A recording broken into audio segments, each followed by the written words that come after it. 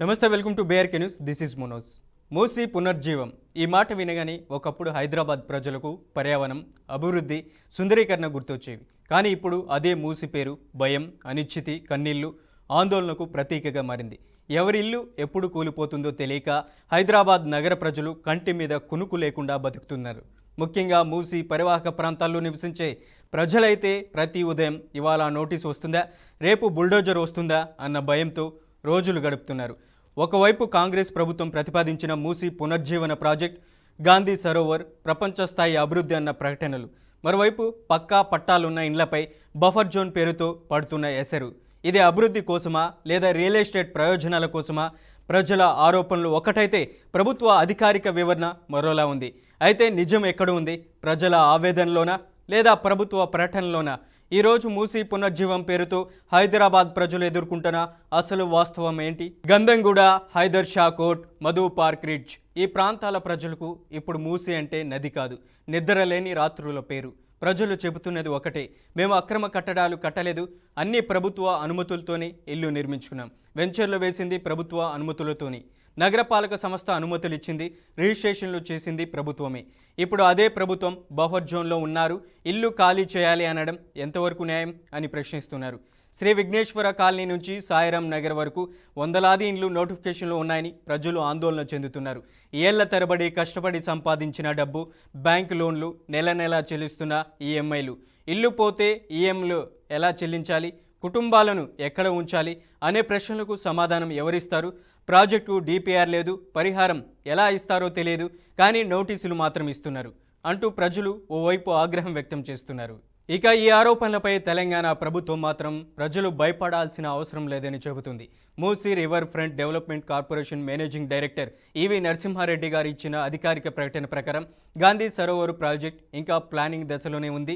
ఇప్పటి వరకు బడ్జెట్ ఆమోదం లేదు, భూసేకరణ నోటిఫికేషన్లు జారీ కాలేదు, టెండర్లు పిలవలేదు, ఒక కుటుంబాన్ని కూడా తరలించడం లేదు.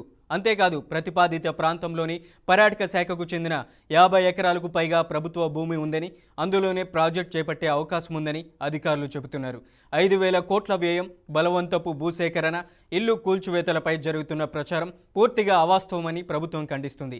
ప్రజలు కేవలం అధికారిక ప్రకటనలే నమ్మాలని ప్రభుత్వం విజ్ఞప్తి చేస్తుంది. ఈ వివాదానికి ఇప్పుడు రాజకీయ రంగు కూడా పూసింది. BRS working president KTR Musi బాధిత ప్రాంతాల్లో పర్యటించారు. ప్రజల పక్షాన నిలబడి వారిలో ధైర్యం నింపేందుకే తాను వచ్చానని బీఆర్ఎస్ నేతలు చెబుతున్నారు. మరోవైపు కాంగ్రెస్ ప్రభుత్వం, సీఎం రేవంత్ రెడ్డి మూసీ పునర్జీవాన్ని భవిష్యత్ తరాల అవసరంగా అనుసరిస్తున్నారు. కానీ ప్రజల ప్రశ్న మాత్రం ఒకటే, అభివృద్ధి కావాలే కానీ ఇల్లు కోల్పోయి కాదు, పునర్జీవం కావాలే కానీ ప్రజలను భయపెట్టి కాదు.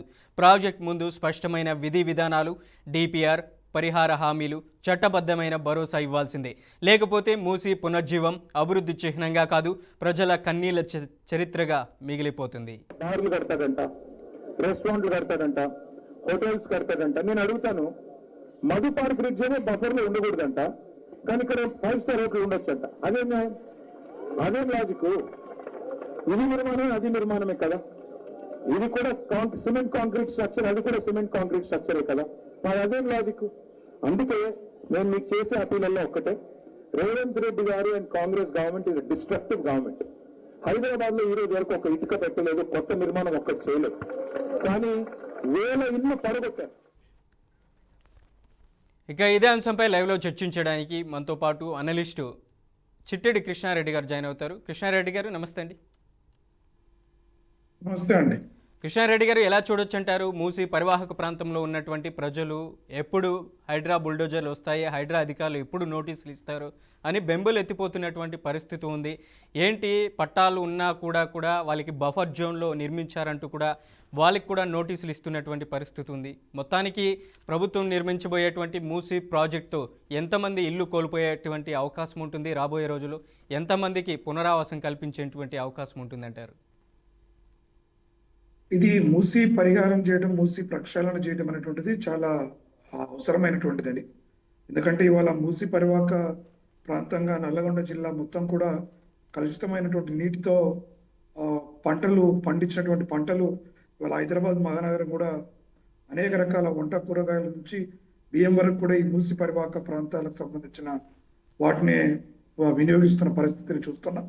అనేక పరిశోధనలు తేలిన విషయం, ఇది విషం లాంటిది. ఎవరైతే తింటున్నారో అది ఒక విషపూరితమైనటువంటిది అనేటువంటిది అనేక పరిశోధనలు, అనేక నివేదికలు ఇప్పటికీ చాలా సందర్భాల్లో తెలియజేయడం జరిగింది. ఇక నిర్వాసితులు మూసి ఎవరైతే ప్రభుత్వాలు చట్టబద్ధంగా వారికి పర్మిషన్లు ఇచ్చి, ఏంటంటే బఫర్ జోన్లో ఉంటే మరి ఏ ప్రభుత్వ అధికారి పర్మిషన్లు ఇచ్చాడు, ఏ ప్రభుత్వ హయాంలో జరిగింది, ఎవరు ఇవాళ మళ్ళీ ప్రజల మద్దతు పైన ఉంటాము అని చెప్పేసి చెప్తున్నారని కూడా మనం గమనించాల్సిన అవసరం ఉంది. ఎందుకంటే ఇప్పుడు మధు పార్క్ రిడ్జ్ అనేటువంటిది కూడా ఈ మధ్య కాలంలో గత 10 సంవత్సరాల కాలం లోపే కట్టిన అపార్ట్మెంట్ లాగా ఉంది. మరి ప్రభుత్వాలు అధికారులు అవినీతికి పాల్పడో లేకుంటే అడ్డదారులలో ఆ బిల్డర్లకి చౌకదమైన ధరకు ఈ బఫర్ జోన్లలో ఇచ్చేసి అమాయకమైన ప్రజలకి అంటగట్టి ఇవాళ వాళ్ళు లోన్లు తీసుకొని కొనుక్కున్న తర్వాత ఇవాళ వాళ్ళ నివాసాలను ఇబ్బంది పెట్టడం అనేటువంటిది ఒక ప్రధానమైన సమస్యగా చూడాలి. ఎందుకంటే మా గాంధీ సరోవర్ కావచ్చు, లేకపోతే ఇంకొక ప్రాజెక్టు కావచ్చు, ఇవాళ హైదరాబాద్ నగరంలోనే కట్టాల్సిన పని లేదు. ఎందుకు ముఖ్యమంత్రి గారు పదే పదే ఇప్పుడు కొత్తగా వస్తున్నటువంటి సిటీని కూడా ఫ్యూచర్ సిటీ ఏదైతే అంటున్నారో అది హైదరాబాద్ నగరంలోనే, గాంధీ సరోవర్ అని చెప్పేసి అది హైదరాబాద్లోనే, ఇట్లా అనేక రకాల డెవలప్మెంట్లు హైదరాబాద్ కేంద్రీకృతంగా జరగాల్సినటువంటి అవసరము ఏముందనేది కూడా మనం ఆలోచన చేయాలి. ఎందుకంటే 2వ తరగతి పట్టణాలను కూడా అభివృద్ధి చేస్తామన్నప్పుడు కరీంనగర్లోనో లేకుంటే వరంగల్లోనో ఇట్లాంటి పట్టణాల్లో కూడా గాంధీ సరోవర్ అనే పార్కును అభివృద్ధి చేస్తే మరింత బాగుంటుంది. అక్కడ ప్రజలు కూడా హర్షిస్తారు.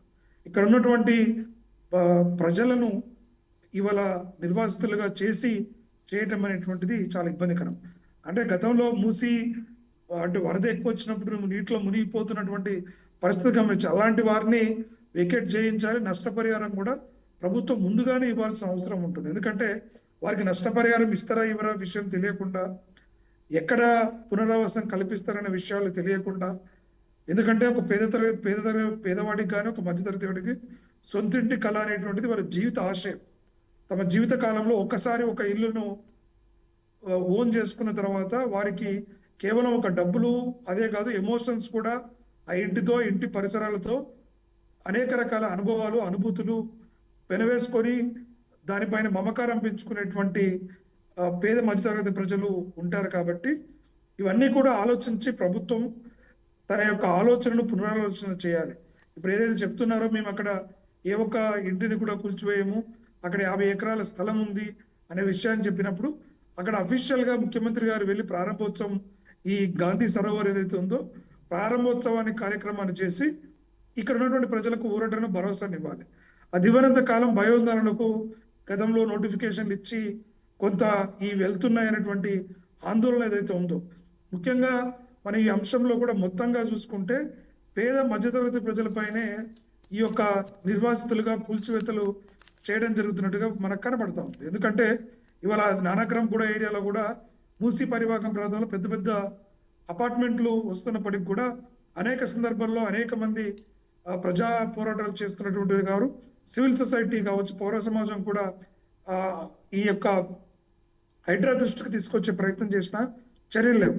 మనం గతంలో కూడా చూసాం, ఫాతిమా కాలేజీ విషయంలో అది విద్యార్థుల భవిష్యత్తును దృష్టిలో పెట్టుకొని చేస్తున్నాము అన్నప్పుడు వారి భవిష్యత్తును దృష్టిలో పెట్టుకొని అన్ని మరి కుటుంబాలు కూడా వారి భవిష్యత్తు కూడా ఉంటుంది కదా.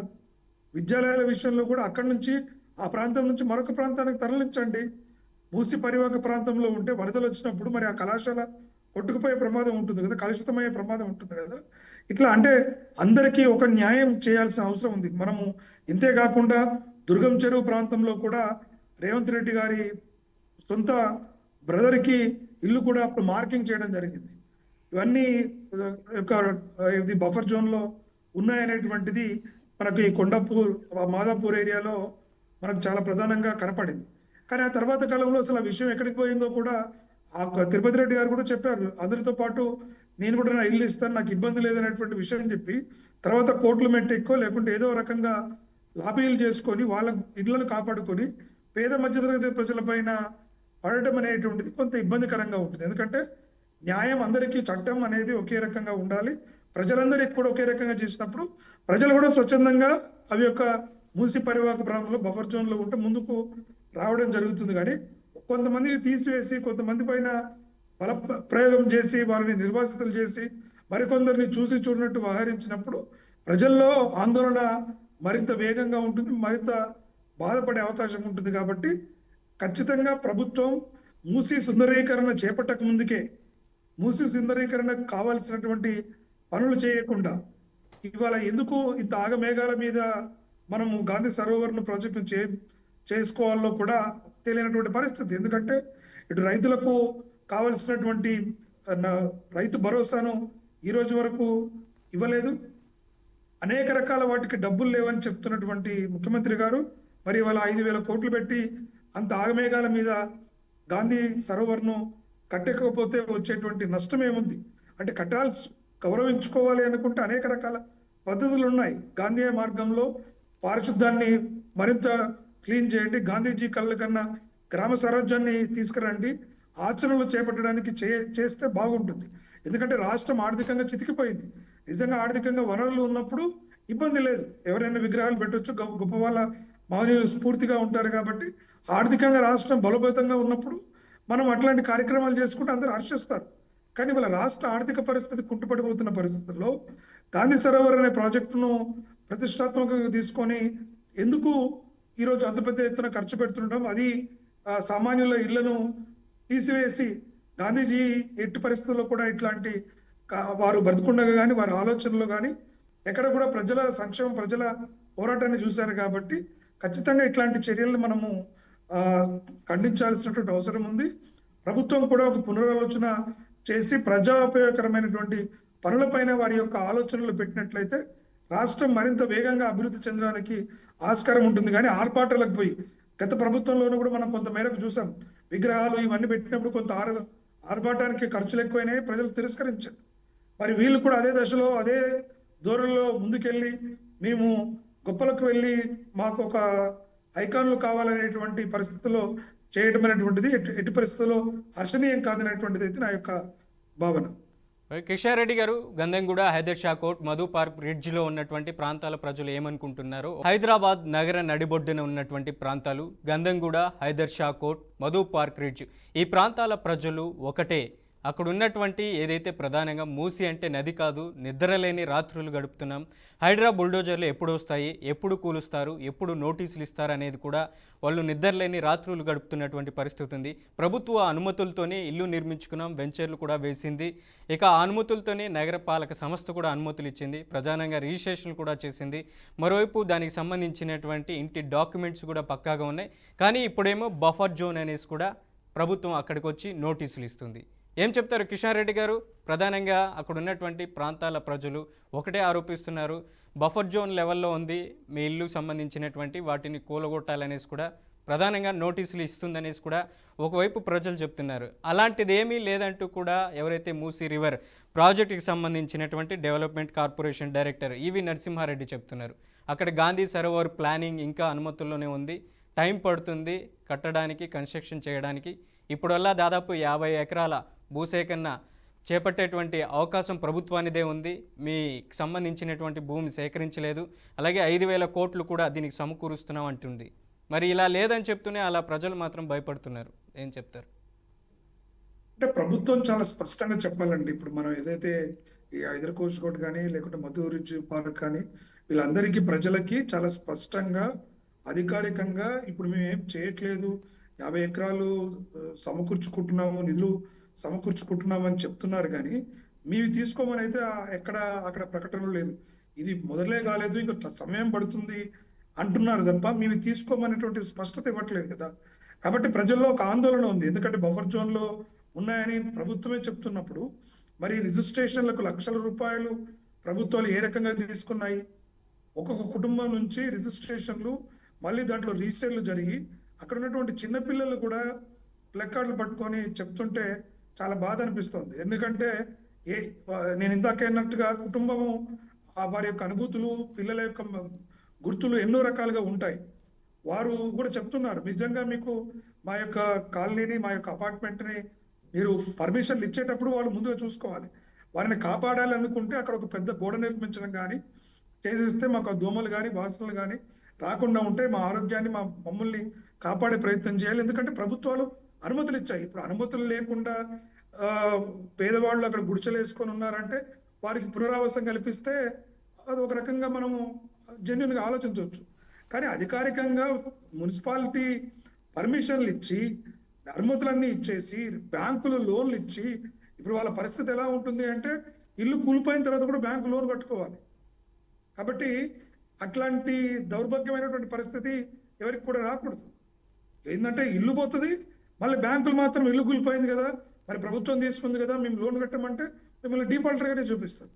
అంటే ఇది ఎట్లా ఉంటుంది అంటే ఇల్లు లేకపోయినా లేని ఇల్లుకు లోన్ కట్టాల్సినటువంటి పరిస్థితి కూడా ఆ ప్రజలకి ఆ కుటుంబాలకి ఉంటుంది. కాబట్టి ప్రభుత్వం పరిమితులు ఇచ్చేటప్పుడు అనుమతులు ఇచ్చేటప్పుడు కళ్ళు మూసుకొని అవినీతికి అచంచలంగా పెద్ద పెద్ద బిల్డర్లకు తలొగ్గి పర్మిషన్లు అనుమతులు ఇచ్చి ఇవాళ మాత్రము ఇవి ఈ రకంగా ఉన్నాయని చెప్పేసి వాళ్ళకి ఎలక్ట్రిసిటీ ఎలా ఇచ్చారు, వాటర్ కనెక్షన్ ఎలా ఇచ్చారు, జిహెచ్ఎంసీ మున్సిపల్ పర్మిషన్ ఎట్లా ఇచ్చారు, ఇవన్నీ కూడా ప్రభుత్వాలు చూడాలి. ఏ ప్రభుత్వం ఇచ్చిందో కూడా ఆ ప్రభుత్వాన్ని ఖచ్చితంగా అధికారులను కూడా కఠినంగా శిక్షించాలి. ఇట్లాంటివి మరొకసారి జరగొద్దంటే కేవలం కూల్చివేతలే కాదు, కూల్చివేసి పేద ప్రజల అమాయక ప్రజల ఉసురు తీసుకుంటున్నారు. కానీ ప్రభుత్వానికి నిజంగా చిత్తశుద్ధి ఉంటే ఏ అధికారి అయితే అనుమతి ఇచ్చాడో వాళ్ళు సర్వీస్లో ఉంటే ఇమ్మీడియట్గా సస్పెండ్ చేయాలి.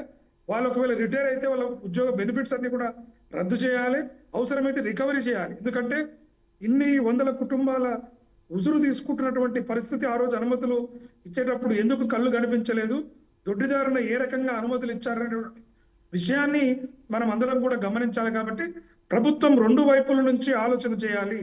అధికారులను కూడా చర్యలు తీసుకుంటే తప్ప ఈ కుటుంబాలను మాత్రమే దోషులుగా చిత్రీకరించి అప్పుడున్న బిల్డర్ కూడా ఎవరు, ఆ బిల్డర్ ఏ బిల్డర్ తీసుకున్నాడు, వారికి ఏ రకమైనటువంటి పనిష్మెంట్ ఇవ్వాలి. ఎందుకంటే ఇవాళ అమాయకులు కొనుక్కొని గృహాలను చేపోయి వాళ్ళు హడావిడిగా కన్స్ట్రక్షన్ చేసి అమ్మేసేస్తే మరి వారికే బాధ్యత ఉండదు. బిల్డర్లకు బాధ్యులు చేయాలి, ప్రభుత్వాన్ని బాధ్యులు చేయాలి, అధికారులను బాధ్యులు చేయాలి. ఇట్లాంటి ఘటనలు పునరావృతం కాకుండా చేయాలి. ఎక్కడైనా ప్రభుత్వ భూముల్లో కానీ ఇలాంటి బఫర్ జోన్లలో కానీ కన్స్ట్రక్షన్లు జరగకుండా ఉండాలంటే కఠినమైన చర్యలు తీసుకునేటట్టు ఉండాలి. కానీ అన్ని అనుమతులు ఇచ్చి అన్ని స్వచ్ఛందంగా ఇచ్చేసి కేవలం అమాయకులైనటువంటి వాళ్ళని మాత్రమే మేము డిస్ప్లేస్ చేస్తామనటువంటిది పూర్తిగా మంచి అంశం కాదు. కాబట్టి ఇప్పటికైనా ప్రభుత్వం ఏం చేయాలి అంటే ప్రజలకి భరోసాను కల్పించాలి. వారికి ఒక అనుమానం వచ్చింది, నిజంగా ఇవాళ మూసీ రివర్ ఫ్రంట్ వారు ఇచ్చిన క్లారిఫికేషన్తో పాటుగా ప్రభుత్వం కానీ ఒక బాధ్యతాయుతమైన మంత్రి కానీ పూర్తి స్థాయిలో ఈ మూడు ప్రాంతాలకు సంబంధించినటువంటిది ఎట్టి పరిస్థితుల్లో కూడా డిస్టర్బ్ అవ్వవు అని చెప్తే ఆ కుటుంబాలు మానసిక శోభ అనుభవించకుండా కొంత శాంతంగా ఉండడానికి ఆస్కారం ఉంటుంది. కానీ అట్లా కాదని చెప్పేసి ప్రజలని గందరగోళానికి గురి చేసే విధంగా ఇటు ప్రతిపక్షాలు లేదా మిగతా అందరూ ఇవాళ పౌర సమాజం కూడా అక్కడికి వెళ్ళి నిలబడుతుంది. ఎందుకంటే ఒకసారి వచ్చి జేసీబీలు వచ్చి కొలగొట్టిన తర్వాత ఏం చేయలేరు. కాబట్టి ముందస్తుగా ప్రజలు మా ప్రాణాలైనా ఇస్తాం కానీ మేము మాత్రం ఇల్లును వదులుకోమనేటువంటి ఘటనలు చూస్తున్నాం. అక్కడ ముసలి వాళ్ళు ఉన్నారు, చిన్నపిల్లలు ఉన్నారు, అనేక మంది ఆక్రందన అక్కడ కనపడతా ఉంది. అది వాళ్ళకి పునరావాసం ఎక్కడ కల్పించినా కూడా వేరే చోట మీరు సిటీ అవుట్స్కట్స్లోనే ఎక్కడో ఇచ్చేస్తే ఆ కుటుంబాలు మళ్ళీ జీవనం ఎట్లా సాగిస్తాయి? అనేక కుటుంబ పరిస్థితులు రకరకాల కారణాల్లో ఉంటాయి. కాబట్టి ఇది ప్రభుత్వానికి మంచిది కాదు. హైడ్రా ఒకటే నా దృష్టిలో, హైడ్రా తీసుకుంటే ఒక స్టాండ్ తీసుకొని పేదవాళ్ళు లేదు, ధనికులు లేదు, అందరూ ఏదైతే పరిమితులు లేకుండా అనుమతులు లేకుండా గృహాలు కట్టుకున్నారో వారికి కూడా పునరావాసం కల్పించి అక్కడ క్లీన్ చేయాలి. ప్రభుత్వం అనుమతులు ఇచ్చిన దగ్గర ప్రభుత్వం అనుమతులతో పూర్తి స్థాయి అనుమతులతో కట్టుకున్న గృహాలను తీసివేయాల్సి వచ్చినప్పుడు ఆ సంబంధిత అధికారి ఎవరు, ఆ సంబంధిత బిల్డర్ ఎవరు, కట్టించినటువంటి వారు ఎవరు, వీరందరినీ కూడా బాధ్యులు చేస్తూ అక్కడ ఉన్నటువంటి వారికి గృహాల యజమానులకు పునరావాసం కల్పిస్తూ అవసరమైతే ప్రభుత్వాలు కట్టలేకపోతే బిల్డర్ దగ్గర రికవర్ చేసుకోవాలి. ఆ భూమి యాజమాన్య హక్కులు ఎవరైతే అమ్మారో వాళ్ళ దగ్గర నుంచి రికవర్ చేసుకొని చేసేటువంటి పటిష్టంగా ఒక ఫాస్ట్ ట్రాక్ కోర్టులు పెట్టి ఇమీడియట్గా తక్షణం న్యాయం జరిగే విధంగా చేసినట్లయితే మూసీ పరివాహక ప్రాంతం యొక్క శుద్ధి ఏదైతుందో అసలు శుద్ధి జరగట్లేదు. శుద్ధి కన్నా ఎక్కువ ఈ శుద్ధులు ఎక్కువైపోతున్నాయి. అసలు ఆ మూసీలోకి విచ్చలవిడిగా ఈ రోజుకు కెమికల్స్ ఇవన్నీ కూడా పోతున్నాయి. శుద్ధి అంటే ఏముంటుంది? ముందు ఫస్ట్ కెమికల్స్ ఆపండి. మూసీలోకి ఎక్కడైతే ఆ సీవేజ్ ప్లాంట్లు అవి చేసుకునే విధంగా ఆ సంస్థల పైన చేయండి. ఇవన్నీ ఏమి చేయకుండా మూసి రివర్ ఫ్రంట్ చేస్తున్నాము, లేకుంటే గాంధీ సరోవర్ పెడుతున్నాము, ఇవన్నీ ఫాల్స్ అంటున్నప్పుడు నిజంగా ఫాల్స్ అయితే సంతోషం, అవన్నీ ఫాల్స్ కావాలనే కోరుకుందాం. కానీ ప్రజలకు భరోసానివ్వాలి. అధికారికంగా ఇగో మేము టచ్ చేయట్లేదని అధికారికంగా భరోసా, ఒక స్పష్టమైన భరోసా ఇచ్చినప్పుడు మాత్రమే వారి యొక్క ఆందోళన సద్దుమణగడానికి ఆస్కారం ఉంటుంది. మరోవైపు ఈ మధ్య కాలంలో బీఆర్ఎస్కి సంబంధించినటువంటి వర్కింగ్ ప్రెసిడెంట్ మాజీ మంత్రి కేటీఆర్ కూడా మూసీ పరివాహక ప్రాంతంలో పర్యటించారు. అక్కడ ఉన్నటువంటి బాధితులు భరోసా కల్పించారు. ప్రభుత్వం రాగానే ఏదైతే మీరు ఇబ్బంది పడుతున్నటువంటి హైడ్రా బుల్డోజర్లు కూల్చేస్తామంటున్నటువంటి ఏదైతే అక్కడ ఉన్నటువంటి వాటిని తొలగించి ఏదైతే ప్రధానంగా మూసీ రివర్ ఫ్రంట్ కన్నా మా ప్రభుత్వం చేపడితే స్పష్టంగా పునరావాస కేంద్రాలు కల్పించి తర్వాతనే వాటిని రిమూవ్ చేస్తామంటూ కేటీఆర్ అయితే ఒక భరోసా ఇచ్చారు. ప్రధానంగా ఏ ప్రభుత్వాలు వచ్చినా కూడా ఏదో ప్రాజెక్ట్ పేరుతో ముందుకు వస్తాయి. డిపిఆర్ అలాగే విధి విధానాలు ఏదైతే డిపిఆర్ ఫైలింగ్ ఇవన్నీ ఒక ప్రాజెక్టుతో సిద్ధం చేసినప్పటికీ కానీ అది ముగింపు దశకు చేరుకునేటువంటి అవకాశం ఉండదు ఏ ప్రాజెక్టు కూడా. మరి వచ్చినటువంటి ప్రభుత్వం మరొకసారి డిపిఆర్ రెడీ చేస్తుంది. ఈ మధ్యలో నలిగిపోయేది ప్రజలే కదా. వాస్తవం, ఖచ్చితంగా మీరు అన్న దాంట్లో 100% కరెక్ట్ అండి. ఇవాళ ప్రజలు నలిగిపోతున్నారు. మరి కేటీఆర్ గారు నాకు తెలిసి అది 10 సంవత్సరాల లోపున్న అపార్ట్మెంట్ అనే వినపడతా ఉంది. అంటే అది ఎవరి ప్రభుత్వ హయాంలో అనుమతులు ఇచ్చారు, మరి అప్పుడు ఏ రకంగా అనుమతులు ఇచ్చారు? మా ప్రభుత్వం వచ్చిన తర్వాత మేము డిపిఆర్లు మారుస్తామంటే అప్పటిదాకా ఇప్పుడు ఉన్నటువంటి ప్రభుత్వం ఊరుకోవాలి కదా.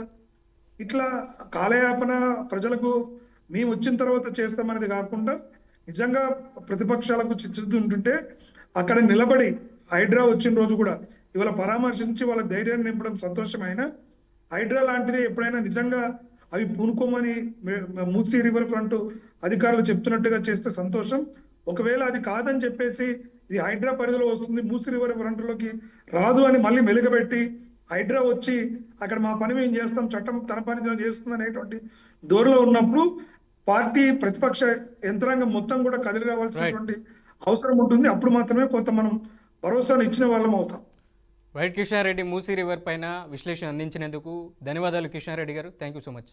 మూసీ రివర్కి సంబంధించినటువంటి గంధంగూడ, మధు పార్క్ రిడ్జ్ వంటి ప్రాంతాల ప్రజలు ప్రధానంగా ఆరోపిస్తున్నారు. ఇవి అనుమతులతో తీసుకున్నటువంటి సంబంధించినటువంటి పట్టాలు మాత్రమే. ఇప్పుడు ఏదైతే బఫర్ జోన్లో ఉన్నాయంటూ కూడా ప్రభుత్వం నోటీసులు ఇవ్వడం కరెక్ట్ కాదని అక్కడ ఉన్నటువంటి ప్రాంత ప్రజలు ఆరోపిస్తున్నారు.